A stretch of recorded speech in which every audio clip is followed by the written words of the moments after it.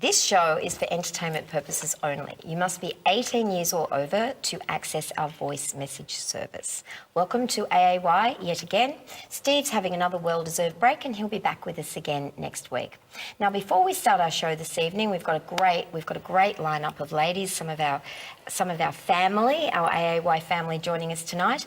I would like, firstly, to wish a happy birthday to our beautiful and wonderful floor manager, Kitty, because the show without Kitty would not exist. Of course it would. I wouldn't be sitting here, the camera wouldn't be filming us, and you wouldn't be watching us at home. So it's a big, happy birthday to Kitty, who we want to bring you on set and give you a very small token birthday gift. Aww. Happy birthday. Come on, we're going to sing, guys. Happy birthday to you. Happy birthday to you. Happy birthday, dear Kitty. Happy birthday to you. Now, what did you do for your birthday? I already know, but I want you to tell the guys at home what you did. Might have had just a little bit of champagne with my best friend for lunch, and then... Was that contained in one bottle? Yes. Right. She's still standing. At the earlier part of the day? Yes. Gotcha. And then my boys may have bought me some French champagne, and I might have made pizzas for them and their mates for dinner, and we all sat around and had a... So you actually had to work on your birthday? It's not working, it's just cooking. Now that's what happens when you got kids. It's, you never really switch off. So, okay, so after your 5th bottle of champagne, things were good? She's still standing. I don't know. That means it was good. All right, some flowers and a beautiful bottle of champagne to continue with the festivities. That's all right. It's all right. You can share it amongst us Thank afterwards. you, beautiful ladies. That's awesome. Thanks for everything you do for us, Kitty. Yeah, and okay, Mark, I'm going home and drink champagne. Okay, so right. Happy birthday. Rebecca, how are you at managing camera 2? Great. I can do that. It's all good. Yeah, I could do that. I have. I've filmed Okay, a football. guys. So tonight we have our AAY family, some of our beautiful family members joining us. Sammy Bunting! It's great to have you back, darling. I haven't seen you for a while. No. I went and had a voice operation. I wanted to get a husky voice. Do you like it? Was it worth the money? No. Thanks. That's what going to America does for you, right? That's exactly right. Yeah. You're hoarse from singing out on that Venice beach and all those gorgeous-looking boys on the beach. Linda Usope, you're back with us again. So wonderful. Love having you on the show. I love being here. It's always just the most incredibly healing. I would call it healing night. Oh, thank you. You always give some special advice, and all three of you ladies, and Rebekah, it's lovely to have you back. Rebekah Fisher, Beck Fisher, thanks for coming back tonight. Thank So you. let's start with you quickly before we move on. Now, you've given me a mouthful in telling me what it is that you're attending in September 9. It's the Paranormal Spiritual Expo at Kashula Powerhouse. Tell me a little bit about this, Sammy. Well, this is going to be all new for me because I've never been before. But I think it's something totally different because it's more based on the paranormal more so than the spiritual. But it's like readers, and I've brought some really freaky stuff to take to sell. So I went all out and bought skulls and like different unusual... Not real ones? Not real ones. Would I do that? You'd do anything. With those boots on, you haven't even seen the boots that she's brought back with her from America. If I could lift my leg up, I'd show you. I think you should. All right, Come on, do it. Show us your boots. All right. How's that for wow. boots? Where did you get them? From the good old US of A, so I got them made. Yeah, but whereabouts in the good old US of A? I don't know.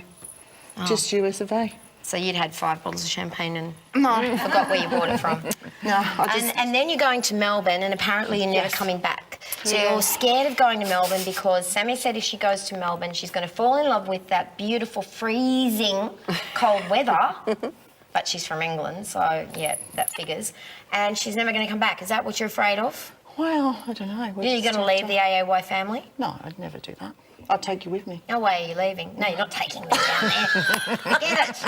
I don't know how to ride those trams. I get lost all the time. I always finish up back at Flinders Station. Yeah, so the Paranormal Expo, September the 9th, I'll be there doing readings, and I've got my stall selling unusual stuff, which is cool. Yes. And then October going to Melbourne, and then, of course, in We're very excited because Yeah, we're off Canberra. to Canberra. Yes, In 2 the weeks' Science time. Expo. That's Canberra. right. It's So going to we're be very a supposed to be big cold occasion. too. Is it cold in Canberra? Yeah, You it need does get Canberra chilly. people, you need to let us know. I think the word Yeah. is bitterly. Yeah, But, does. you know, a nice excuse for us to all rug up And with have a a glass few. of red in front of a fireplace Exactly. after a hard day's work. At the end Now, tell us a little bit also, Linda, about the summit that you're right in the middle of the summit at the Yeah, we moment. started last Monday. This week is everybody's students around the world.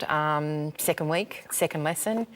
I was just talking to Margaret. I said I'm just in the middle of processing everybody's homework, but it's all just it's 2 and 3 with Lisa Williams and with a plus of certification. But it's all about tools of the trade, having fun, trying to get away from the tools of the trade, using your intuition, pushing them out of their comfort zone, all of the above. It's all about, I think, any psychic course, it's got to have an element of fun in it. So it's all about having fun and using what you already have, but just helping you fine-tune who you are. So, yeah. And I think it's very exciting for people when they do find that they've discovered things that may be hidden to them before in terms of talent or some sort of intuitive ability. To discover that during a course is really, really exciting. Absolutely. I mean, the summit we're in Norway, America, Australia, Brisbane, Melbourne, Adelaide. I think we're in Western Australia as well. So we're all doing the same course. Lisa is doing the first part. She's doing the videos. Yep. And then all us master teachers are doing our 4-day or 3-day intense workshop with our students on face-to-face at the end of the 6 weeks. It's just then they will put everything they have been taught into practice. So, yeah, that's when they really know they're in boot camp. So I think boot camp's also really necessary because you I've have done to push them out of courses. their comfort zone. And Yeah. it's okay to have all these theories and do all these courses online, but if you're not going to have someone there to help you and push you through what we're training you, what's the sense in doing all the theory? It's all about, I think psychic development is all about, it's hands-on. It's not all about just Well, that's theory. how I am when I teach makeup because I teach special effects makeup. Yeah. And I always say, you know, I try and get the theory out of the way the first part of the day and Absolutely. then just hands-on for the rest of the day because that creativity is where all the intuition bubbles up. And interestingly, I treat makeup as intuitive. Oh, it has to be. It's so Sure, intuitive, yeah. especially special effects. It's so different to regular makeup. You've got to feel your way through it, and you know, and that's just hands-on. You can only get it by boot camping it. Absolutely, absolutely. What a wonderful course! It's Very just different amazing. unique, And I mean, unique. and it gives everyone the opportunity to get to know Lisa instead of just a poster or a book or something like that. So she's everyone's seen her last fortnight, she's just hands-on, she's down to earth, she is who she is. So she's not non-approachable, she's just like everybody else. Yeah. Well, if you were lucky enough to watch Lisa, she was on a show of ours a couple of weeks ago. July 24th, she actually joined us. And I just found her so incredibly personable. I was a little bit nervous in advance and I didn't quite know what to expect, but she was just so down to earth, so friendly, so kind, patient, just so lovely. Her energy was just so real as well. It just felt like you were sitting down having a cup of tea with a friend that you'd known forever. And It's that's lovely. what we all do, you know, whether it's someone that's, you know, I've known that writes books or that's out there all the time or it's just us. It's about being real and it's about being friends and working together as one because we're all here for the same reason. It doesn't matter what name we've got against our resume.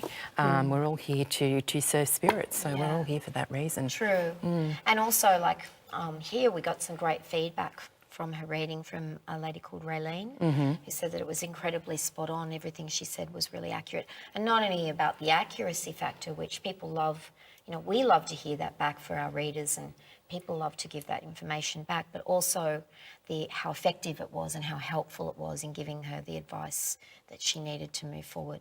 Because some people, like we know, they can go to all sorts of counsellors, they can go to doctors, you know, and they can be going around and around in circles for years sometimes with something and they need that breakthrough just to help them understand what am I doing wrong or how can I do this better. And it's that one piece of advice and everything just falls in, like the deck of cards fall together and you go, yep, that's it. Makes sense. And you're doing a meditation course. Now, when does it Yes. start? Is it next week? Yeah, so just before that, I just wanted to kind of also just mention how important it is to have a wonderful mentor. Absolutely. You know, so when you ask, I mean, well, studying anything really, to have a mentor is really quite powerful. You know, so that's what she's also providing there. Absolutely, and I think each and every one of us do it in different forms as well, because we're all there to guide people and to help them fine-tune what they already are. I mean, that's what a teacher is, to help people grow, fine-tune, mentor, but be accessible to everybody. Yeah, thank you. It's lovely. I love mentoring. I do a lot of that in my own work as well. And yes, meditation is beginning on the 30th of August, and it's at Freshwater Massage Place in Freshwater. I've been meditating since I was 19, so I've been initiated into transcendental meditation, Osho techniques. So we'll be covering a few of those as well, you know, through the meditation course. And it's there for people that, you know, have experience or also are looking to find some stillness in their life and learn how to master their mind as well. Because with the transcendental, is that a little bit more of that's quite advanced, isn't it? Well, I don't know if it's advanced. Well, see, I learnt that when I was 19. Yeah. So it's a very simple technique. I've got quite a few different techniques that I can teach people because, again, some people are more visual, you know, so they like to meditate by imagining. Other people, it's more about just actually, you know, just bypassing the mind altogether and just being at one with their breath. There's many different types of meditation. So it's also about, you know, people realising what is actually beneficial for them, because not one thing just works for everybody. So, yeah. And it's in the evenings, isn't it? Yes, it's in the 7 evening, till so it's 10. at 7 o'clock, 7 till about 9:30. So there'll be practices, and then I often give them a lot of space to report back what they're experiencing and hold space for that. And weekdays? Weekday, Wednesday. And there's a lot of health benefits to meditation as well. Absolutely, and again, so you know, they've actually done studies on the transcendental meditation, like scientists, and it does actually reduce your blood pressure. You know, so they've scientifically proven it reduces blood pressure and it slows that heartbeat down and reduces anxiety. So it's quite powerful. Yeah, Professor Bill Mobley is the chair of the neuroscience department at UCSD, California, San Diego, and he did a study in conjunction with the Dalai Lama and his team on meditation and the health benefits, and also in increasing empathy. So his study was on compassion and empathy with Stanford University as well, but also, you know, they're trying at the moment to form a program that can be delivered in the primary schools in America under the age of 10, so that the children grow, developing their brains with more of the we mindset than the me mindset. It's so powerful and it's so important. Absolutely. So powerful. Their studies are so integral to the future, you know, generations and how it all spans out. All my children meditated, so they were initiated into meditation by the age of 10. Yeah. Did you know that some of the high schools in Queensland are doing meditation or allowing that in high schools now? It's really Yeah, it important. was awesome. doing it They now. were fighting. We were fighting for that for a long time, and it is a good thing for students. You know what I mean? Before they get so stressed, and you know what I mean. We just kept saying, why can't we do that? I mean, obviously, you know, parental permission, but and then. A few years later, and now they're doing it, which is fantastic. We went to buy a new car yesterday, and we were talking to the man, or the sales rep, and he was talking very, very openly, because he asked me what I did, but talking very, very openly about meditation within the workforce as well, and being so far up the top that their roles were so stressful. He said within 5 minutes he was snoring, but they still get the benefits out of it, regardless of going to sleep. And he spoke very openly about the breath. Yes. And breath work. And well, prana is our life force. So when you sit to meditate, you're actually merging with your own life force. It's so powerful. It's just amazing, so powerful. amazing.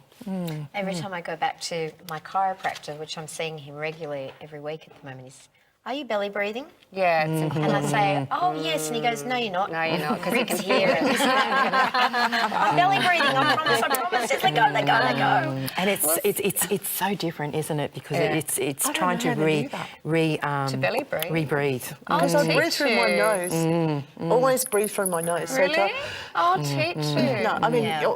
to do that kind of breath, but always through my nose. Never from Well, my... I spend hours with women as well. That I mean, my birth itself, after meditating for a few years, like my whole birth was one big long meditation.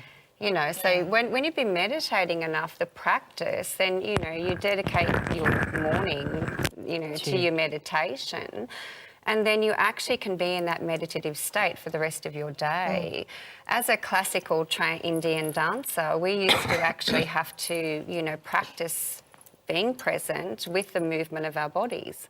So my whole dance routine was it was a very energetic meditation, but it was very much, being very centred in the energy and being very still and allowing the movements to unfold from, at the time, what we'd call para or your hara, your place of power. So again, I just feel it's so important, because it can really, when you really do practice, set up where it's so easy to be in that moment. Be mindful of your breath and your body as you're walking down the street. You don't have to carry that tension with you at all. I'll be driving in the car and I just go, Yeah. just remember to let go. Yeah. And just breathe And out. just It's be so with the good. car. You do, you actually feel your shoulders do. go down You just with that do. one breath out. It Yeah. makes such a big difference, and it seems so amazing. simple, but it's Yeah. powerful. Well, we're going to just transition over now to talking about people that transition between this life and the next in what we call classic NDE experience, or a near-death experience. Now, the near-death experience has been around as long as mankind has been alive. And it's basically a person that has an experience where they flatline, or there's a period of time where they're unconscious, or they're not alive, and they will have an experience on the other side, in the other realms. And whether it be heaven, there's so many different versions of what people's experiences are. But interestingly enough, this is our topic of conversation tonight.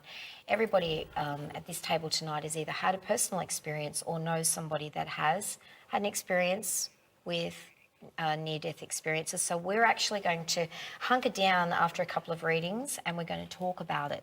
And we'd love to get some of your feedback as well if anybody at home out there has had a near-death experience or knows somebody that has, because it's a very profound reality, and people often are left with their lives quite changed for the rest of their life, and they never seem to forget it. No matter how bad their memory may be about forgetting to get the milk and bread when they go to Woolworths, they never seem to forget their near-death experience. So we're really looking forward to discussing that when our topic of discussion comes up a little bit later. But now we're due for some viewer readings. So let's start with you, Sammy. Okay. We have Jasmine. Jasmine's born on the 13th of the 5th, 1993. I've been having dreams of my boyfriend who died tragically 2 years ago, and not sure if I should tell my current partner why I'm having these dreams. Why am I having these dreams? Oh, hi, Jasmine. How are you? Okay. Now, Jasmine, I feel that your partner, ex-partner, the past is coming through to you to let you know that he's okay. So I don't know. I have this feeling that he passed quite quickly, and I feel that there was probably a lot left unsaid. So it's just like he's just coming to let you know that he's okay. And once you acknowledge that, that's the most important part when these sort of things are happening. You see, like, acknowledge it and thank it. Acknowledge it and thank it. Now, as for discussing with your new partner, that's only something that you can decide. I feel sit with that for a little while. If it's been reoccurring, especially, you know what I mean, I feel that he just wants you to acknowledge him, and he just wants you to go, yeah, I hear you, or yeah, I see you, or yeah, I feel you. I know that you feel him around you because he's telling me that. Just a beautiful soul, an absolute beautiful soul, and I just feel that there's some kind of closure closure that's needed. So again, I'm not feeling like maybe you got time to say goodbye. He's actually holding out a red rose for you. So I feel that this is like a peace thing, you know. It's just like there was a lot of love between you guys. And, you know, as for discussing it with your new partner, that's only something that you can decide. But I feel if you can acknowledge him and in that roundabout way, talk to him, I think that that's more than anything that you need to speak to him and just say, okay, I know you're here. And again, I'm not feeling comfortable with you talking to your partner, but again, this is your choice, okay? All right, good luck to you. Just remember, you know, Spirit will come and let us know things. You know, like I say, they'll come and they'll say, I'm okay, or this is happening, or that's happening, and I just want to let you know that I'm all right. Acknowledge it, all right? And if it's getting too much, ask it to stop. I mean, I don't feel that he's just going to go. I feel like this closure is needed, but once you've done that, it'll settle down, all right? Okay, all the best to you, sweetheart. Thank you for your question. Beautiful advice. Very nice. We'd just like to thank the viewers who are accessing our voice message service. And if you would like to arrange to have a reading, please call us on 1900 990 990. Now, we want you to follow the prompts and leave your first name, your date of birth, your mobile phone number, and a question. If you could make the question a little bit more specific, it helps with the readings back. And a reminder that all our products on the AAY desk are on our web store. So head over to www.allaboutyoaus.com. We've got an array of beautiful things, books, cards, candles, crystals, you name it, we've got it. And everyone that comes on the show generally has something very special to offer that's on our website. And you've got your angel chart now, Sammy? Yes, my angel chart's in the store, so it's just Fabulous. I'm doing that, and I've got Pat one. I'm doing a Pat one too. What's that? No. Pet astrology. Oh, pet. Yes. Pet astrology. Dogs and cats. Oh, really? I'm so Only excited. dogs You and can cats. do princess for me. Yes. Only dogs and cats though. Can't do birds and stuff like that. Obviously, a bit too much. Lucy's birthday was on the 4th, and she's Leo, moon in Virgo. Yes, I need to know the time. You know, I mean, Date and place of yeah, birth. as close to as we possibly can. But yeah, My little Lucy's it's gonna my have a new chart thing. on. It's my new thing, and I'm in the process astrology. of doing a course, as you know. And as soon as I finish this, I'm going to do a Wiccan astrology and do my own spells and do my own potions and all that kind of stuff. So I'm very excited. Sammy. Ooh. I know, right? This time around, Sammy, there's no burning you at the stake. No, It ain't gonna happen no, this time no. around. What does it say? I am descended from the witch you couldn't burn. Yeah, sure. Here we are. We're going to get a shot of that. And that is really, that is. I'm getting that you is a the cauldron Sammy for your we know. birthday. Look at that. How's that? I am Showed it descended to from me. the witch you can't burn. There you go. I like So, no mists of Avalon You here. couldn't burn. No Lady Vivian of the Lake. Yes. You are in your fireproof suit, I am. especially with those shoes on. Yeah, totally. Okay, Linda, over to you. We have Di. Di was born on the 6th of the 9th, 1978.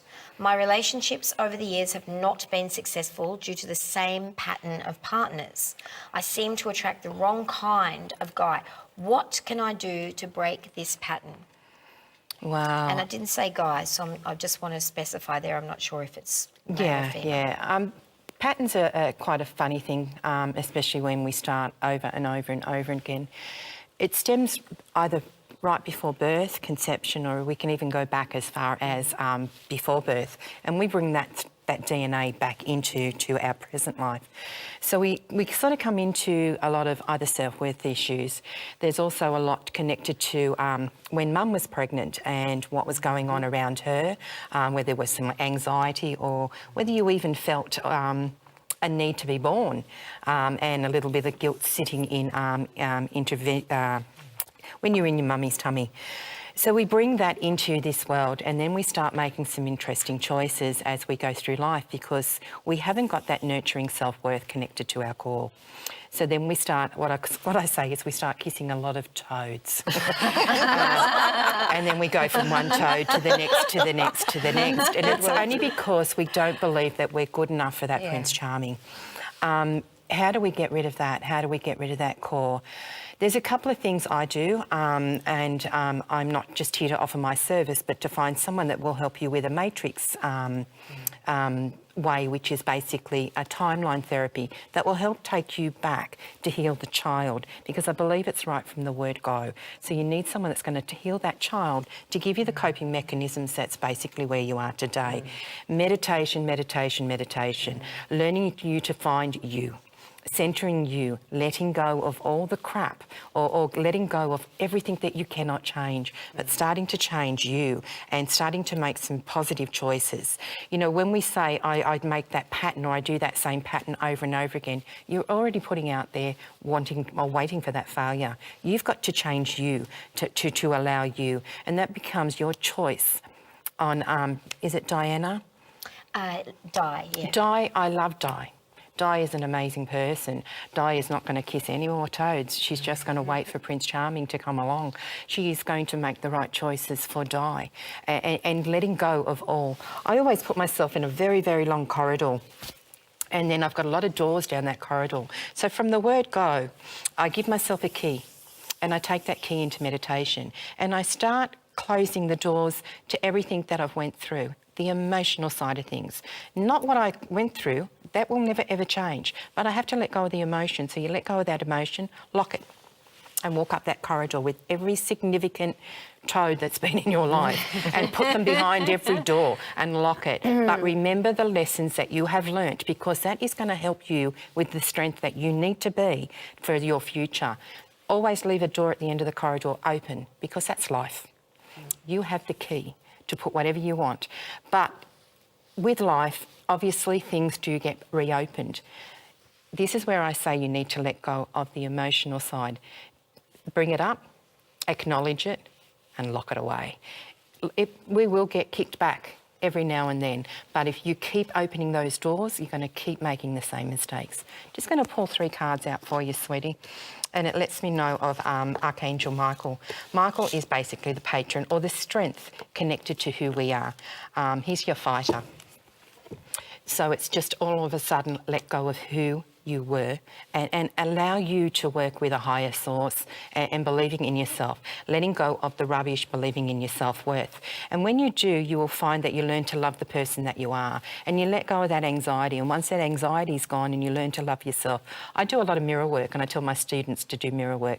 Every morning, wake up, look in the mirror and say how beautiful you are, how amazing you are. Walk past shop windows, walk past your reflection, and every time you say it, see yourself, give yourself a wink, and stand up with your head held very, very proud. And I guarantee within 6 months there will be big changes connected around you. But I will say one thing, let go of the rubbish connected to family and start believing in yourself and moving forward. I hope that all helps, sweetheart. So good luck for the future, and thanks for connecting with me. Beautiful healing, as I said before. You know, I often find, because I work in the beauty industry and I work with helping people to essentially achieve a greater level of beauty for, you know, through makeup and hair, that I think some people get the wrong image of people that they think are vain. Absolutely. It doesn't seem to have anything to do with how physically beautiful somebody is. Often I find they're more insecure. And they over-focus on small things that nobody else would look at and say, oh my God, there's something wrong with that person. But it's just a weird dichotomy that I've found over the years that I don't really quite understand, that quite often the more beautiful they are, and I'm talking models and really stunning males and females, and they'll just fixate on one thing wrong about themselves and they just can't enjoy their beauty. You know, in life, we are our own worst judges. We are. And we're so hard on ourselves, you know, and it's that perfection or fitting into that mould. We've got to learn the person, or love the person that we are from the inside. Yeah. And beauty is just surface. You know, I always refer back to that movie, Shallow Hal. You know, that's such a great which is movie, just has got so many messages connected to who people really see people. It really, really does. You know, often I'll be working on someone, they're in their makeup chair, and the mirror, because the mirror is always in front of them. So that's what I was thinking about, so prevalent when you were talking about that. And they'll lean forward in the mirror and they'll go, oh, I've just got this one zit. And I go,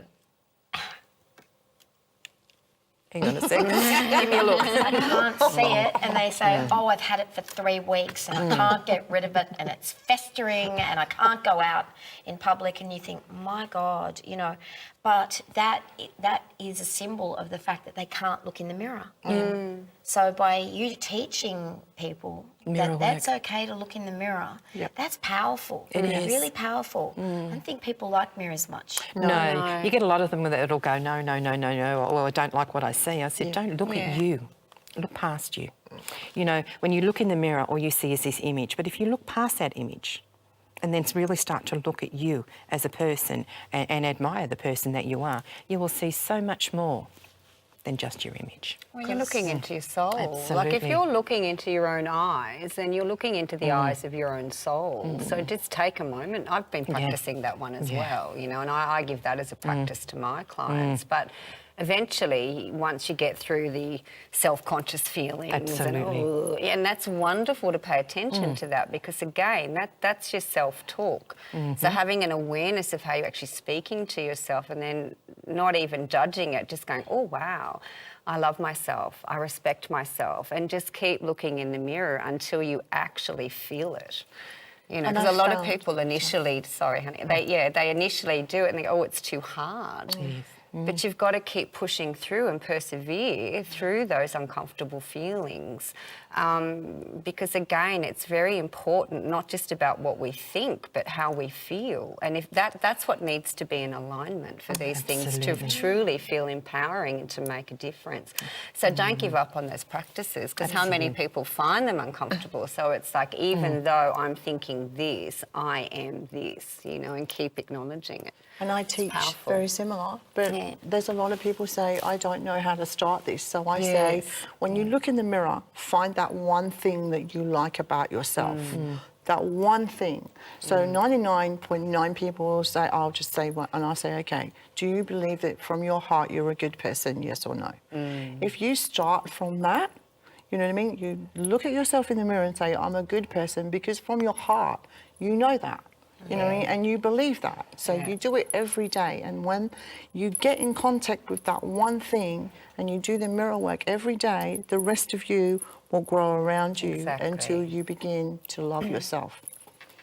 When I first started, you know, I studied journalism and then I did acting courses, and the teachers would say, when you see yourself back on camera, to the whole class, they would address us as a class, you're not going to like yourself on camera. You're just not. And you could see us all sort of sitting there going, oh, well, you know, whatever. Like, I think I know what I look like. And then you see yourself back on camera and everyone was like, oh my God, oh, stop it, turn it off. I can't, oh, run. Let me out and have a cigarette. I can't deal with myself. Isn't that funny? Like, we can look at other people, we can all look at each other. It's so hard to look at ourselves. Yes, for sure. It's a big one. Anyway, we better get moving. Rebekah, we have Jackie. Such good conversations. 14th of the 7th, 1984. Have gone through heaps of stuff over the years and can't get these things out of my head. They just keep reoccurring as thoughts. What type of meditation can I do? Please help. Oh, okay. It's a bit So similar. repetitive thoughts. It's repetitive thinking. Yeah. Now, as a hypnotherapist, I feel there you need to kind of actually go a little bit deeper and maybe, you know, have a look at that avenue. And again, this is not about me, you know, self-promoting here. I just understand the value so intrinsically of hypnotherapy and how you can actually, again, start to rewire, you know, the thinking there.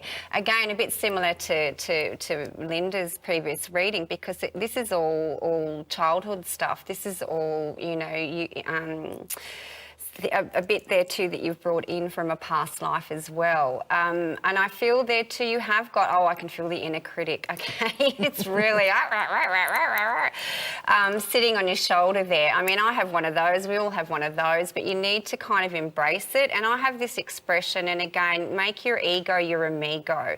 Our ego is not an evil thing. We can't be manifested in this, you know, body, you know, on this planet without it. It's about, you know, recognizing recognizing that we have limitations or, you know, these preconceived limitations, but underneath it all, we are actually pure, perfect, whole and complete, exactly as we are, okay? So, you know, and it's that belief system from so little. And again, sometimes it's reinforced through bad parenting, you know, and again, at some point, it's even about moving beyond those parenting voices in your head and just learning how to self-care. Self-care here for you is so important, because when you really start to peel back the layers and practice, you know, the mirror work and practice these affirmations, what happens is that you don't once you start hearing or clocking yourself talk, you stop it immediately. You don't continue this negative frame of thinking, because you realise that it's actually a disservice and disrespectful to your own self. So again, that's why it's so important to make these parts of yourself that you're feeling angry or separate from, welcome them in and go, okay, you know, I'm going to, you know, embrace these things about myself that I don't really know.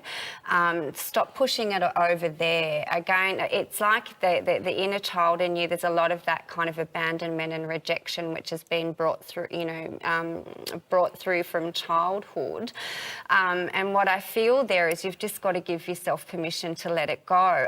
It's like you've actually got a big tree trunk roots all around here. I'm getting like right up here. So that, you know, again, there's a sense here of cutting some of those mental cords even, you know, your psychic connections there. There's a lot of this kind of mental energy there. Meditation is definitely going to be quite powerful for you, and I really would like you to do it in the morning. I'd love you to do it in the evening when you get home as well, but just start, you know, when you get up, even if it's 5 minutes. And basically for you at the moment, it's about coming back into your body and using affirmations that are going to increase your sense of self-worth and your sense of self-confidence here, okay? And it's like you're kind of looking around for other people to validate, and that's very normal. We all deserve to be validated and told that we're good and, you know, that we're loved and appreciated. But here too, there's this sense of you really needing to gift that to yourself at the moment. And you do, I feel like you know exactly what I'm saying, and I feel like you're standing on that cliff face and you're about to embark on this whole new journey. I feel by February, March, things are going to be a lot clearer for you in your mind. I've just got all this clarity. I feel like you've dipped your toe into these processes before, but I'm getting get back on the horse with it. You're going to be very successful, you know, if you just understand that these things take practice. You know, again, you know, from 19, I've been practicing spiritual disciplines every single day, you know, and I'm 46 now. I don't know how many years that is anymore. So, you know, but it does work, okay? There's so much more I would like to say to you, but they're showing me that, and it's a grandmother energy here too. I feel it's on the mother's side, showing the sun shining here. And there's about 2 people you need to step back from as well. Like, they're also putting a lot of pressure on you, and that's also, sometimes it is that company we keep. So if we're wanting to change patterns, we also need to sometimes change company, because it's those people that are going to keep reinforcing those old patterns that you're trying to get away from. So sometimes you do need to shift friends. So thank you for that question. Yet again, fabulous advice we can all take on board. Mitchell Coombs will be joining us next week on our show. We're very, very excited here at AAY. We love having Mitchell on our show. He's an energetic, vital, funny, hilarious, talkative, extremely accurate chap. So we can't wait to have Mitchell join us, and he has a very, very exciting announcement just for the AAY viewers, specifically for our show, and it's to do with AAY, and he'll be making that announcement when he's with us on the show next week. So make sure that you tune in August 14 at 7:30, and make sure that you get your questions in for us as well, so that we can have them ready to go with Mitchell next week. Looking forward to it. Over to our topic of discussion. All right, we've had quite a few this evening, but I think that, you know, they're all very much in alignment. Anything to do with anything to do with the other realms or spirituality, I think is all inclusive of healing. And that includes near-death experiences. The greatest healing of all is the healing from one life to the next. And we've got some excerpts from James Van Praagh. I'm sure that everybody's heard of James Van Praagh and his book, The Ghosts Among Us. So we've got a few little excerpts that I'm going to read to you from that. But there's also a plethora of incredible doctors, scientists, researchers, psychics, all sorts of people that have been delving into this area for a very long time. As far back, believe it or not, as the ancient Greeks. The Greeks created a room called a psychomantium. Yes. We did this. Yes, didn't we did. We And did. Sammy and I actually went into and experienced a psychomantium ourselves. A psychomantium was built by the ancient Greeks after in hospitals. So I think the first one was in a hospital in Kos. Yes. And it was made out of stainless steel. The walls were made of stainless steel to act as mirrors, so that the bereaved, once they'd lost a loved one in a hospital, could go down to the lower floors of this hospital and sit in this room in a meditative state and be taken into a deep meditation state with priests. And it was there that they could visually connect with their loved ones. So this has been around for a really, really long time. And commonly now we have people like Dr. Raymond Moody, who've written books, Life After Life, New York Times bestseller. We have Dr. Grayson, who created the Grayson scale, which is specific experiences that within a range of specified experiences that if people relay back that they've had after they've had a near-death experience, will classify them in the medical directory as having had a medical experience called a near-death experience. So they're taking it very seriously these days. Doctors like Dr. Sam Parnia in England are conducting studies that are creating all sorts of groundbreaking research to prove the empirical evidence of the survival of consciousness. It's fascinating stuff. It's something I've been connected to for many years. Sammy and I have done quite a bit of work around it ourselves. Yep. But I'd like to also talk to the ladies on the panel, their personal experiences they've had, because interestingly enough, and I'd really encourage the viewers at home to write in if you've had any experiences yourself. Now, this can be from anything from a state of deep sleep to unconsciousness to an actual near-death experience where you have for a period of time been what they consider clinically dead. And we also often know somebody, either a relative or friend, that's had a similar experience. And like I was saying earlier in the show, these experiences are profound and they're often in that person's memory, at the forefront of their memory for the rest of their life, because they're that profound. So, Sammy, I'd like to start with you because you've actually had near-death experience. Yes. Would you like to relay that or Yeah, some that's of fine. your memories around that? So basically, clinically done, gone. That means dead, guys. That means dead. No heartbeat. I felt myself literally. It was kind of like I was gone, yes, but actually, what's quite amazing about an NDE is that you are very aware. I don't know about you girls, but it's like you're still very aware.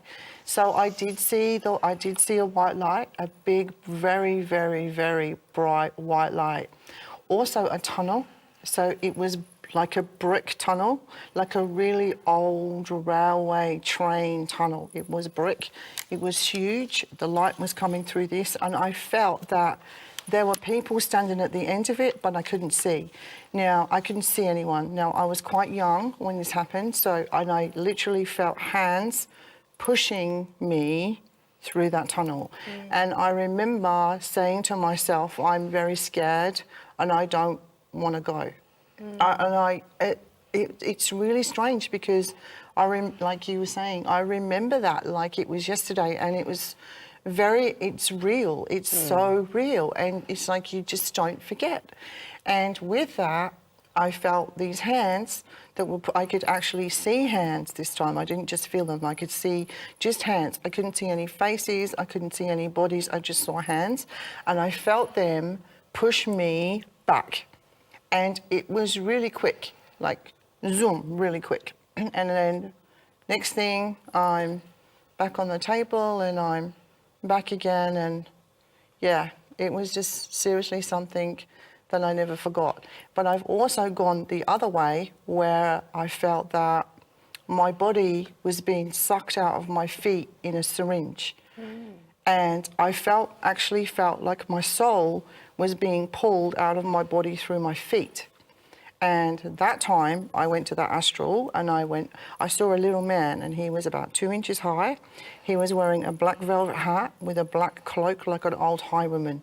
He was standing on a cobblestone floor with an old gas lamp, and I looked and I see him, and he was about 2 inches high. I started talking to him and he wouldn't lift his head. I wanted him to show himself to me and he wouldn't. Next thing, I felt this feeling, and then bang, I was in the most amazing place that I can't even, there's no words to explain it. When I say the sky was blue, the sky was blue. And when I say the grass was green, the grass was green. And I've never ever felt so much peace in my whole life. Like, my heart opened and I was sobbing with pure joy. And I will never ever forget it as long as I live. That was as real as me sitting here talking to you. And I saw my grandma, and she'd been gone for 10 months at that time. And she walked towards me and lifted her hand up, and she put her hand on mine and she said, "I love you." And with that, I came back so quickly. But again, it was just that really quick, the jumping back into my body and back. So I've kind of had that both ways. I've gone through the tunnel and then I've actually gone to the astral. So those are my two most amazing experiences. I would say that the one where I went to the astral and saw my nan changed my life, because it opened my heart, and I've never ever felt love like that before, and I don't know if I ever will again, but I know that that was real. And you know now that it exists and it's there. It's just, I wouldn't do this if I didn't believe it was true. And I wouldn't. That story about the little man, you told me in exactly the same way all those years ago when I first met you, to a T. You have not, that story has not changed one iota. No. And the description is exactly the same, and the intention and the way you describe it is exactly the same. Interestingly, we've just got a couple of points here I'd like to raise in conjunction with what you were saying from the excerpts of James Van Praag's book. Those who have touched death and come back to tell about it seem to share a multitude of similarities. Now, you'll notice a few of these that I read out are the ones that Sammy just described to you. A sensation of floating above one's body or seeing the surrounding area, pleasant feeling of calmness and overwhelming peace, moving through a tunnel or a narrow space, moving toward light at the end of the tunnel or some sort of passage of light, being greeted by deceased relatives, encounters with an angel, a being of light, or some other figure. Interestingly, experiencing a life review, reaching a border or a boundary. And I've heard this so many times by people where they can't come back. And you were talking about that, about feeling that if you'd gone past that point, is that where they pushed you back? Yeah, because it was just like, I felt that, I'm getting all emotional, I'm really sorry, but I felt that if I'd have gone through that tunnel, I wouldn't have come back. I know that I wouldn't have come back. I just know. I don't know how I know, I just do. Did you feel like it was your choice? Yeah, because, and I believe that, because I believe that. I've spoken to a lot of people, obviously. I don't tell too many people about this because it's obviously a personal thing and it does really touch me, but there are a lot of people that have said to me, Spirit have said to them, turn your head. And, you know, when they've been unconscious or they've been comatized, and Spirit have said, even when we're dying, we have free will. You know, it can't be taken away from us. So Spirit will come and they'll say, turn your head. You know what I mean? Or and then if you've got things that you need to do, or there's things that are unfinished, you turn your head, you will come back. If you don't, you go. And I felt that going through the tunnel, seriously, I was gone, but I was scared. I was really scared. I knew that if I went through and I went out the other side, that I wasn't going to come back. Seriously, goosebumps. It was just uncanny. But going to the astral was the most amazing experience I ever had in my life. That changed my life and forever. How old were you, Sammy? When my first one, I was 17. I overdosed, and a few times, which was very stupid, but you know, you're young and you do silly It's things. life. Exactly. And the second time was when I was 27. Yep. So 10 years apart. 10 years apart. Yep. 17 and 27, 9. That 20, Yeah, 27. Oh, that's right. I've got shivers. So many people pass over at the age of 27 Yeah. because it's your Saturn return. Saturn return, yeah. Yes. Okay. So now you haven't had a direct No. experience, No. Linda, but No,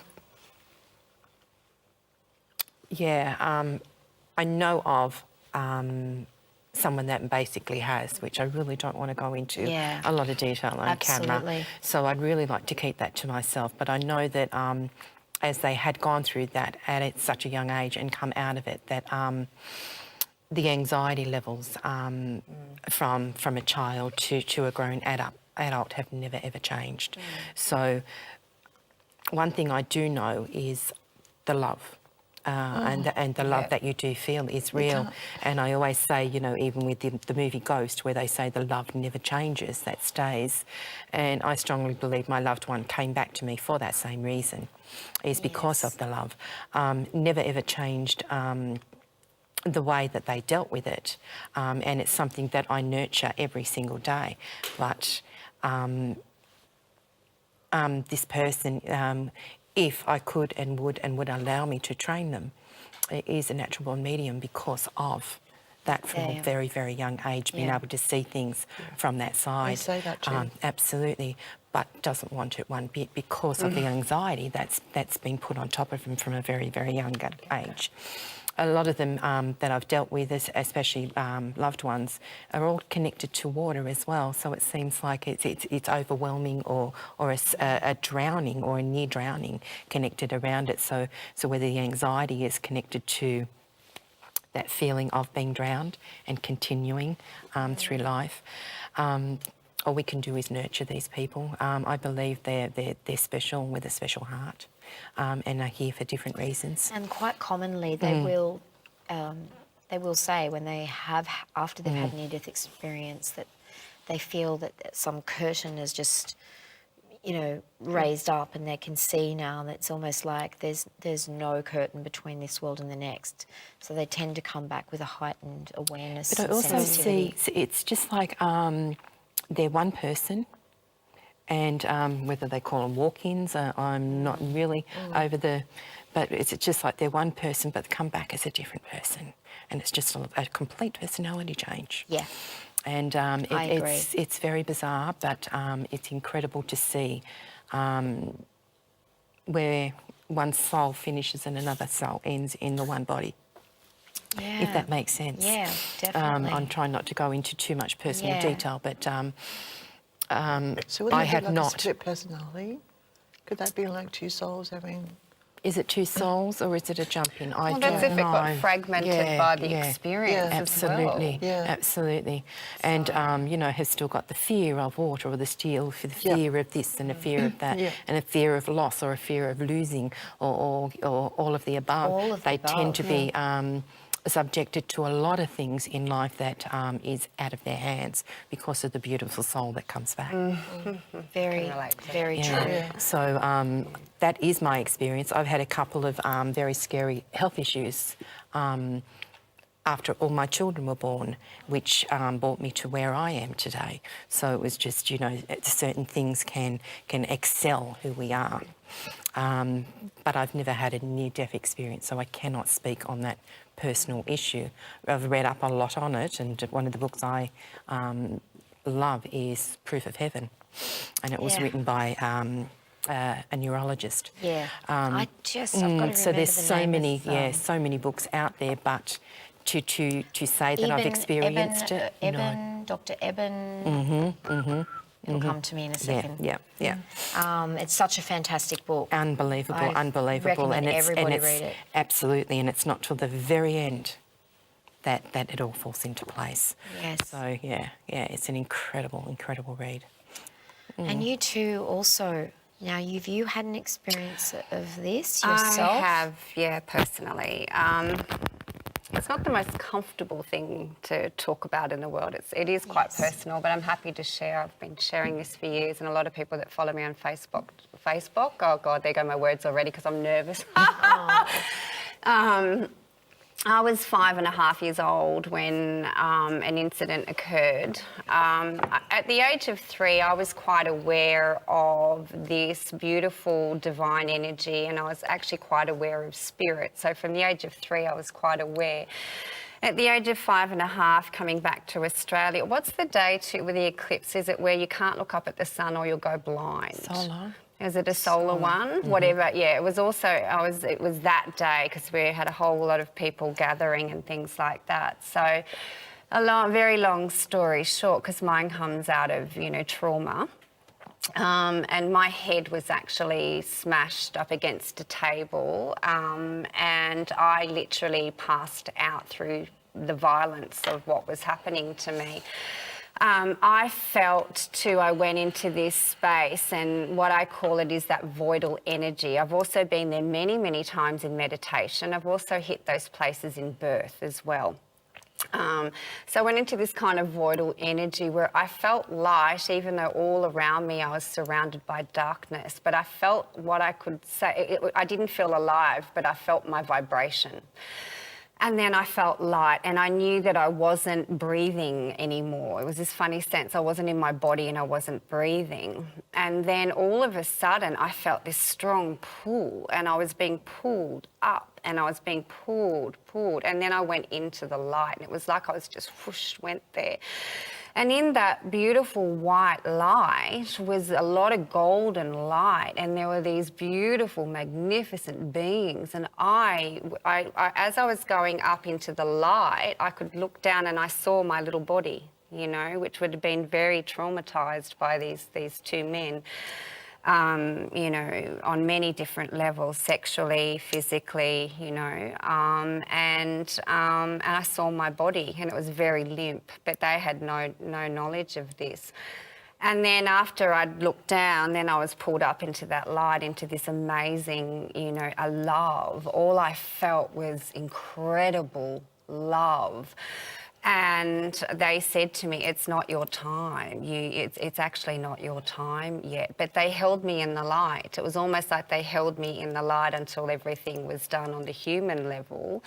And then I felt myself slowly but gently being eased back into my body. But in that space of the light, there was like what I call the big download. So I saw snippets of my life. I connected to guides. There were people that I knew that had passed. It was like being home is the best way I can describe it.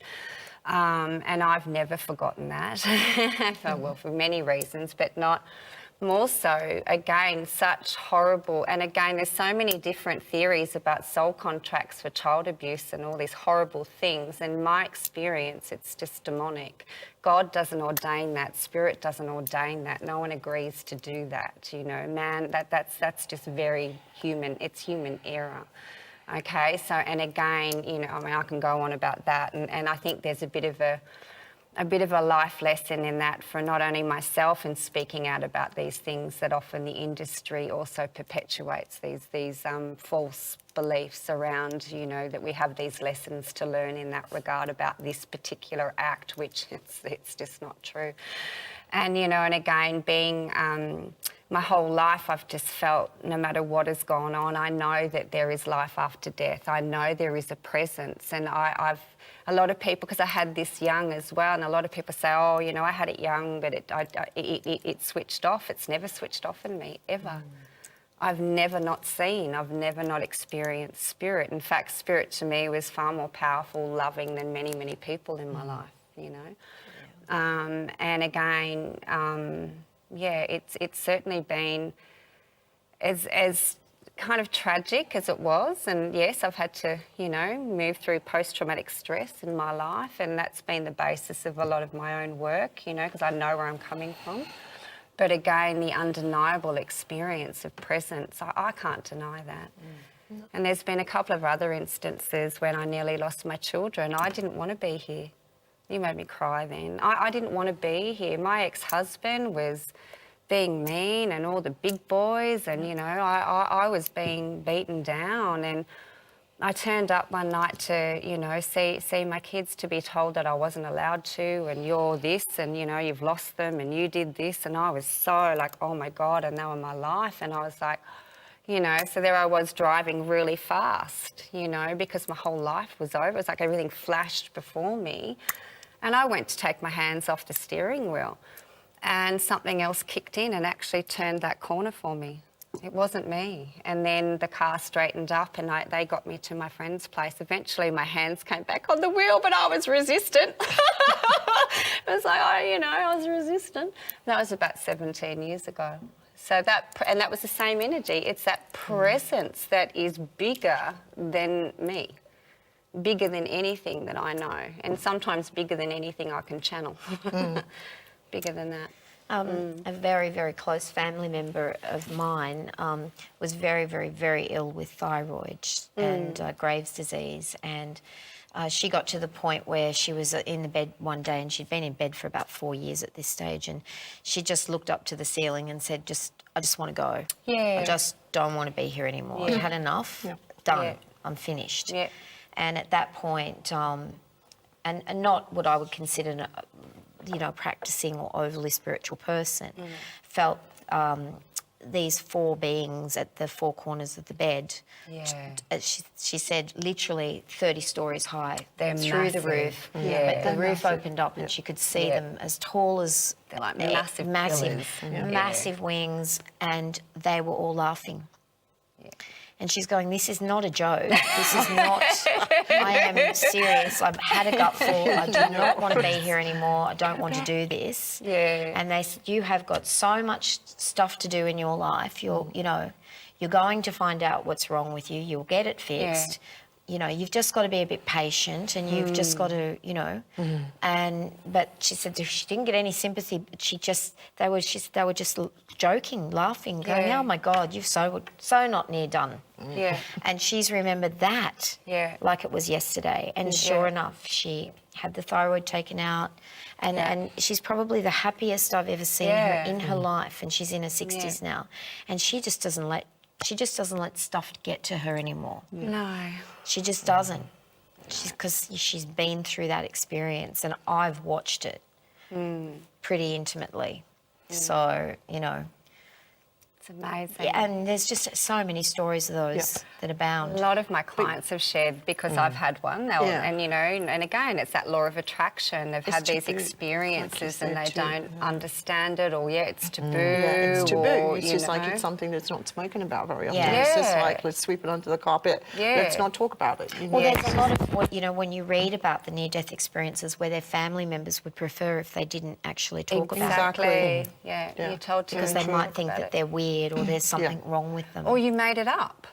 It's like, oh, you made it up. You've got a very vivid imagination. Yeah. How many times do you get How told many that? times exactly. It's true, but... And yet, when you read the Grace and Scale and you see all of these things, I mean, the same thing here is, which we didn't talk about, was the life review. So many people talk about this incredible what experience happens. of the life review, Yeah. where you actually do see your life flash before you, and you do experience your life in its entirety. Yes. And you feel there's no every space bit and time. of hurt and pain you've But ever what you did to given everyone else, in you your, feel in it. your life You feel tenfold. theirs. You feel theirs, yeah. Yeah. Did you go through sort of a life It's review? not so much a life review, but I just know that that's what happens, and I think that that's a karma thing too. So you know what Yes. I mean. That's all to do with the karma thing. I mean, that's why it's like from having bad experiences, going through rotten childhood, and the abuse and things that we do. The only thing through all these years that has kept me going is to know that those people that did that to me will. Nothing to do with me. I would never wish harm on anyone. I'm a Wiccan, let it be done, let it harm no one. But I know that that is going to be taken care of, and all the hurt and pain that those people have ever given me are going to feel that 10,000 times and some. Yeah. And that's my Flash before revenge. them. Wow, imagine what Hitler went That's through. my revenge. Absolutely. On the deathbed, all flashing before his eyes. You Absolutely. feeling everyone else's Absolutely. experiences. Absolutely. Daniel Brinkley was another well-known guy that wrote a book that had a near-death experience. He had two, actually. And he used to be a sniper. But so he killed people for a living, and he had what he considered a psychopathic personality. He just didn't. He was made for the job. And he said that when he had his near-death experience, the only good experience he had out of the whole one, he was only 22 when he died, was when he had the experience, was once there was a goat that was stuck in a fence on a farm, and he actually released the goat, and he had to get all the wire undone around the goat's neck and legs. And in his life review, he actually felt the goat's gratitude and relief. And when he came back, he said he realised that one experience when he felt the love and that feeling from an animal. He didn't even think animals had feelings. He changed his entire life, because he said, well, because nothing else he did in his life. He did not get one thing back from his parents or anything that made him feel good about what he'd done. So he had an experience of unconditional love. Yes. Because that's what often you have with the near-death experience. That's what you feel. It's the unconditional love. Because once you've been held in that, you can't explain it. And again, no other human being can give you that. I can tell you now. Well, most love, let's face it, is conditional. I'll give you this if you give this back. And we don't realise we're doing it. But, you know, true unconditional love is I'll love you no matter what. No matter what. And, you know, I think that it's also the thing that's taught me. I have someone very, very close in my family that had a near-death experience, and a profound one, and I would like to keep it personal as well. But that was what changed. That's what changed my life. That's what got me on this path, because 3 years later they came back and told me everything about the experience, and it was impossible for them to have been able to be aware of what happened, because they were clinically dead at the time, and also what was going to come and unfold for me in the future, which turned out to be the case. They told me I wasn't ever going to be able to have any more children, and I tried desperately for years and I couldn't. But just knowing, for me, when times in my life are difficult or in my friends' lives, just know one thing, guys. It's not about getting back at people. It's not about evening the score. It's not about retribution. It's their story. They will deal with it in their life review. There is a life. It does go on, and they are going to have.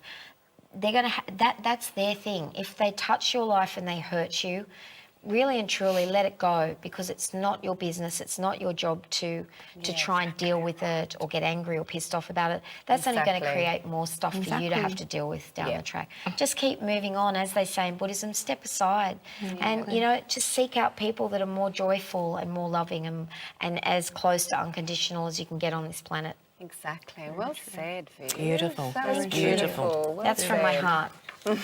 So, a couple more readings to finish up the night, guys. Thank you for sharing. It's extremely personal, and thank you very much for sharing your truth, because that can help a great deal of people. And you know what? Thank you. In the end of the Thank you, day, you know, even by Sammy and everybody else's Beck's experience of this, it's just another asset of proof of life after death. Exactly. It is. And this isn't the all. No, it isn't. So as you said, what we put out there, we receive. It's truly true. And when you know that life continues on, it changes all your choices. Well, it made me not does. scared of death ever again. I used to be very scared of death all the time. Is that why you're Very always scared. on that crazy motorbike? Because you're not scared of She's got that Harley I mean, I Davidson don't out want the to front. die tomorrow, I pulled up but, in you the know. driveway at the front. I said, what the hell is this thing? It took up the whole driveway. 3 cars worth. I don't want to die tomorrow, but, you know... We couldn't even I park don't our car fear it because of the anymore. bike. I don't Yeah, I know. You and your goddamn Harley Davidsons. No, they're awesome. Sexy as. I'd love to go for a ride on the back of a Harley. Your Anytime wish is soon. my command. Beautiful. All right, get your man. I'm going for a ride on Sunday. Speaking of you, Sammy, We go for a ride. we got to help someone here. Okay. She is born on the 15th of the 12th, Katina, 1963. Great year. Apparently none of us ever settled down, according to Steve. Might be some truth to that. Have been looking for my engagement ring and $1,500 for the past 20 years and can't locate it. This is a good one for you, Sammy. I know, right? I mean, Can you help? Okay. Hi, Katina. How are you, darling? Now, the the weirdest thing about this is that I'm in the process of learning about how to try to find things, okay? But I'm not quite there yet, all right? I know I'm doing these spell things and I'm using energy in my hands and all this kind of stuff. I know I am not an expert at it, but I'm learning.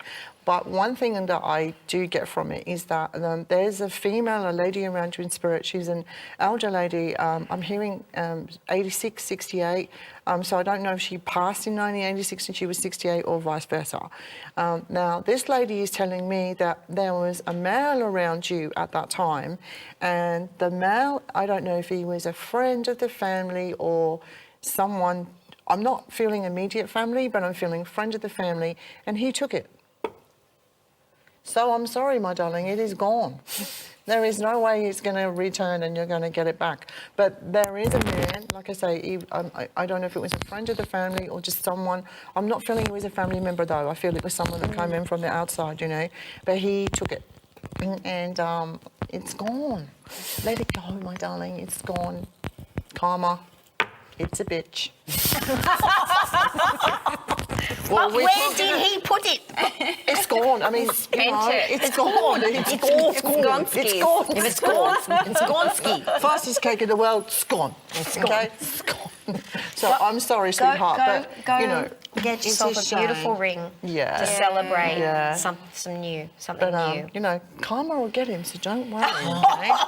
It's like he stole from you. Not good. And that's going to come up in his life review or what? Exactly. Get someone. That's just come in now, hasn't it? What? Yeah. We just got this smell of this gorgeous perfume Yeah. that just come through. Can What you I was smell saying it? about that lady. Yeah, totally. Yeah, it's like a Can just perfume. smell it. Can you I could smell it? It something is just no, it then. just shifted. So Yeah. is it Yeah. 68 or 86? You know? Yes. I just had it then. I've got shivers now. It's like went floral or something. There you go. You see, they're getting it too, not just me. Not just me. My hands are It's so standing on funny it. because, you know, I get up with my students and we're doing it actually next week and we double link. Yeah. So to help them, can you smell it now? It's coming Yeah, quite it's stronger coming now. strong. So it's just basically whatever any medium can pick up. Yeah. If you stand in with their energy, we can can actually feel it. feel it and we can feel the same thing. But we can you actually smell it? Ready? smell it. Ready? So We'll put the wave through It's the old. It's jelly like for you. It's a very old It's perfume. old. It's like an eau de toilette. You know, Yeah. like in the Yeah. olden days, they wouldn't use perfume. It was like powder puff stuff, and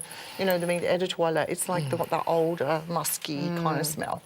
That's what we can smell. So maybe that will I help. feel like she's just gone like, whew. She's very active. She's active. I can feel it here. Like, There you go. You see? Awesome. She's got the ring. A man stole a ring, okay? He got the ring. Man stole And it. he's probably already hooked the ring. Yeah. All right, Linda. Joanne. Joanne is born on the 12th of the 8th, 1980. Can't seem to settle in any job I've done. Some travelling. And as soon as I get back, I want to go again. I have part-time jobs, but really would like to settle down. Why am I constantly being drawn overseas? I don't know whether it's the drawn over the seas or it's the movement. Sorry, 1990. Yeah. I think I said 1980. No. When I seen it 80, I thought, oh no, she looks like she's the same age as my son, which was 1990. There's a lot of movement with you, not just or instability, if that makes sense. And it's just, I'm not going to say that you can't commit to one thing, but I do feel like you've got itchy feet. So no sooner do you sit somewhere than you're moving somewhere else, and you sit somewhere and you're moving someone else. And it's not that you don't want to have your happily ever after, but I don't know if you know how to find it. So it's like an adrenaline rush by taking off somewhere else, or letting go, then taking off. As soon as you get close to a certain amount of people, we're going to do a bit of a runner. And it's not just so much the overseas, it is the movement connected around it. I don't think your travelling's done yet. I just feel you want to see everything and anything as far as absorbing the whole thing. I feel you've got some really, really good intuition and you're picking up something from everywhere that you absolutely go. I had an amazing pull when I was little with Egypt, with Greece, with Italy, with all of the above.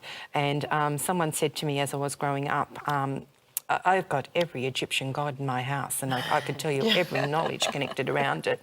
And my heart's desire was to go to Pompeii, which is something I haven't fulfilled, but my daughter's just come back. So it's just like I am fulfilling my dreams through my children, but you are actually fulfilling your dreams with every part of what's inside of you. I would say that, you know, as we go into past life things, that you were a traveller. You were someone that basically pedalled and moved and continued connected around that. I don't see you settling soon. And what's the pull with overseas? I think that's a journey that you're going to have to find yourself. But I do feel there's more pull, and as I speak about Greece and in Italy and that, I do see a big pull more so towards there at the moment. So I wouldn't even be surprised if you go into that ancestry.com or whatever it is and see where the pull is connected to that part of the world, because there is some sort of DNA connected to you with that movement as well. You can't settle in Australia because that's not where your roots are, or basically the foundation of you, if that makes sense, sweetheart. It's more back in generation, past. So have a bit of a squeezy. I got a funny feeling there's some skeletons in the closet connected around family as well. So it'd be interesting if you start to really, really pull it apart. I'm just going to pull a couple of cards out for you, sweetie, and we'll see how we go. Oh, upside down, back to front, inside out. So it lets me know you're all over the place. Your family's a little bit scattered too.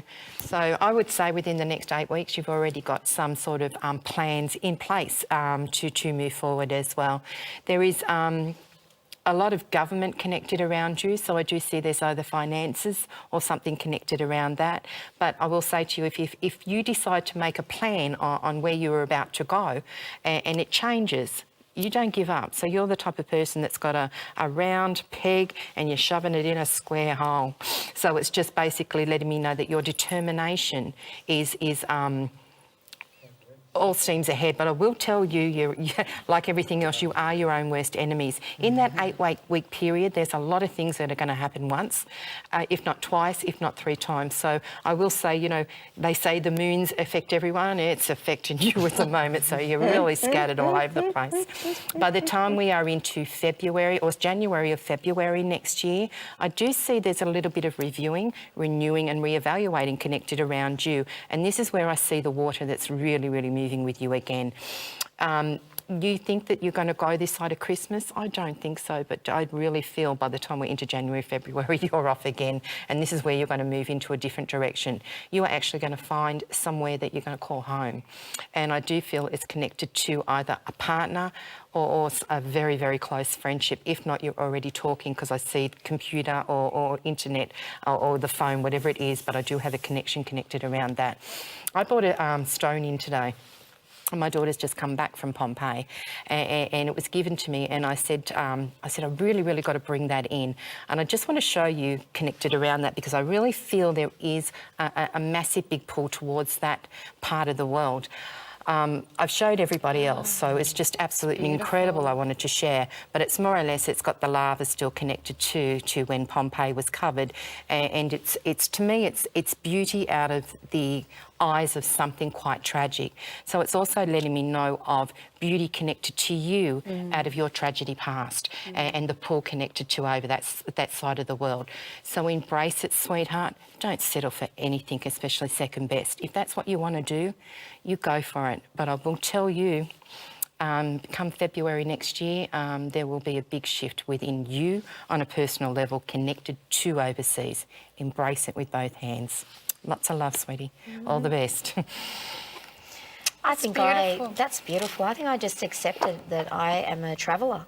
Absolutely. My mother was a traveller. You know, she climbed Machu Picchu in her 70s. Oh, wow. Yeah, and it's just in my core being. And if I'm at home, I'll find an excuse just to get in the car and go for a drive. I don't care if I'm travelling in the car. I just love travelling, and it brings me to life. I feel alive and I feel electric. My boy always spoke about it when he was little. All he wanted to do was travel. And he was a procrastinator. all his life. So, you know, he'd earned so much, he was a good worker, hard worker, blah, blah, blah. So he met a girl about half an hour away from our house, and she was a traveller. And she was from Yorkshire, England. So within 6 months, he jumped on a plane and spent 8 years travelling the world. Kept going back to New Zealand and finally settled there 2 years ago, and is now married and has a child. He couldn't settle, and he couldn't settle in Australia, and he will never ever come back to Australia because he had that pull like this young girl has. Yeah. But he found his roots, and he did what he needed to do, and the right person came looking for him. He didn't have to look for them. Yeah. So it's when they did, he met his match. He had an amazing time, and there wasn't much of the world that he didn't see. And now he's in his late 30s, and he's bringing up his family. So I say the same with her. You know, if it's in our bones, it's in our bones. As And much we'll as do I it. Yeah. love Australia, and I absolutely love Australia, from the time I was very little, it's just never felt like my home. Yeah, yeah. And I can't get it out of my system. I've tried to be logical, have logical arguments with myself about it. My family's here, my career's here. But I just have always been pulled overseas, but more for me to America than Europe. I've done Europe, and for me it's America, but it just, and it's not because of the connotations of America either. It just feels like home. Yeah. You feel it in your And bones. it just feels, I know the place better than I know it here. Anyway, let's finish with our readings for this evening with you, Rebekah. We have Tanya. Tanya's born on the 9th of the 3rd, 1983. Get the decade right, Viv. I always feel that someone is beside me. I'm not sure if it's a family member who's passed, or could it be an archangel? Okay, I do feel there's actually a couple of different people, and there often is, you know, but instantly I'm getting a very strong masculine energy that's around, and it does feel to be from the father's side there for me, quite strongly. I feel that, again, I do feel your belief system there is congruent with the angelics and of that realm, and I do feel there the angelic energy there around you, so again, connect to that. But the stronger presence that I'm feeling is it's in your line, sweetheart, okay? I feel there too, again, you can learn to connect in more with that. There's nothing to be fearful about that. And again, sometimes, often when I'm birthing, sometimes those great-grandparents are there, and it's like they're holding space for the souls, you know? So there's something connected there. I feel too, again, at like October, November, they're showing smoother waters, this particular person. I'm also too feeling you're turning the corner there with finances as well. I'm heading into the February, March time as well. There's some positive shift there with respect to career and finances there. So again, take the time at the moment to focus on those, on your material path at the moment, okay?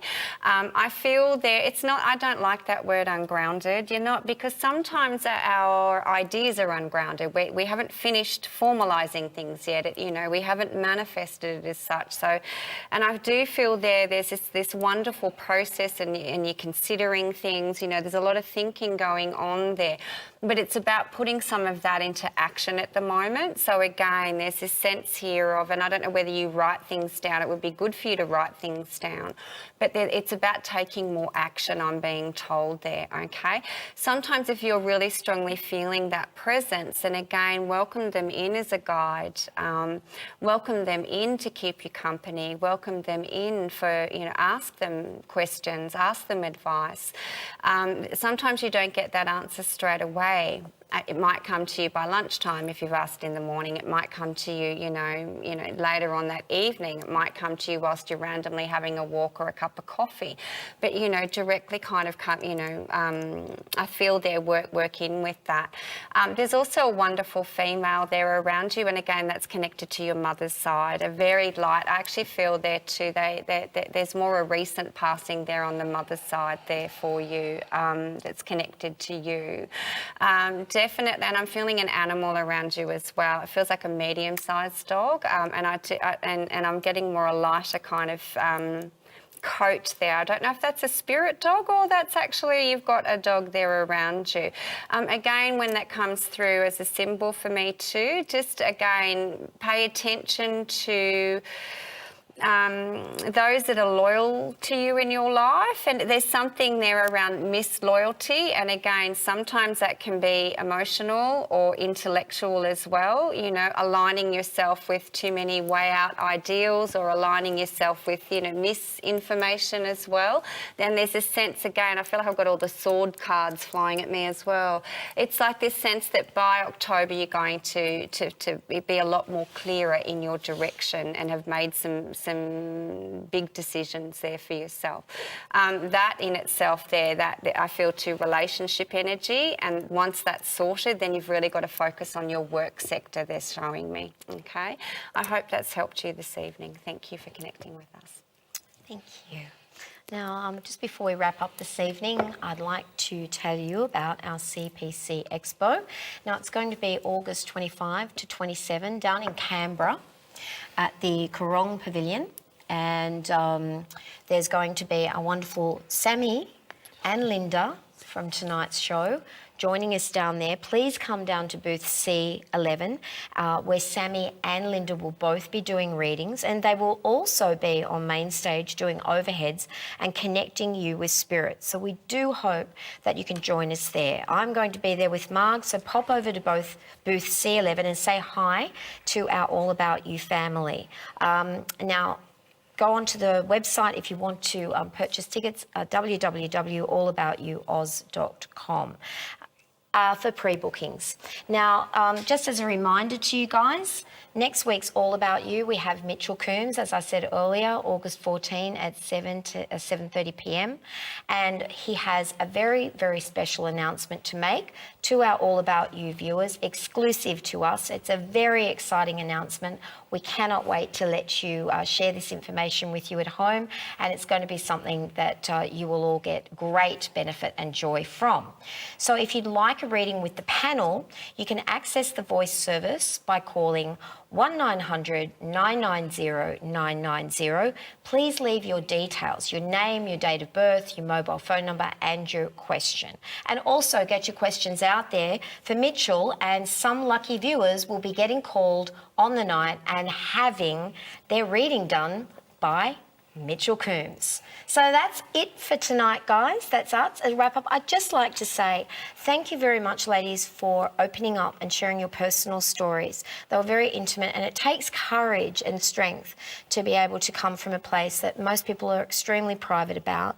But in doing so, there's people out there, hopefully, that it connects to, that helps them feel that they're not alone, or it might give them greater understanding, experiences that they've had, or things that they want to know about that they're either too afraid to ask or they just don't know. So thank you for providing that healing tonight, guys. It was very special for me to be part of it. Thank you. Thank you. Okay, we'll see you next week, guys. Night. Bye.